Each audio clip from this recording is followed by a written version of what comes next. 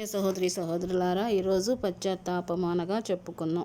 పశ్చాత్తాపం అనగా నీవు చేసిన తప్పులను పాపాలను తెలుసుకొని నేనెందుకు ఇలా చేశాను అని నీవు బాధపడతావు కదా. అదే నీ జీవితంలో మార్పు అంటే పశ్చాత్తాపం నీలో కలుగుతుంది. ఇక వాటి గురించి నీవు విచారింపకూడదు, సిగ్గుపడకూడదు. వాటిని విడిచిపెట్టాలి, మర్చిపోవాలి.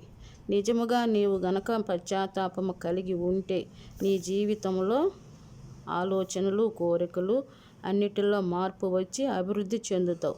నిజమైన పశ్చాత్తాపం ఉంటేనే నీవు అభివృద్ధి పరచబడతావు. నిజమైన పశ్చాత్తాపం లేదు అనుకో, నీవు ఎప్పటిలానే అలానే ఉంటావు. కనుక దేవుని బిడ్డ, నీవు నిజమైన పశ్చాత్తాపము కలిగి జీవించు, అభివృద్ధి పొందు. దేవుని రక్షణ పొందాలంటే నీలో పశ్చాత్తాపం కలిగి ఉండాలి. అది ముఖ్యమైన మెట్టు.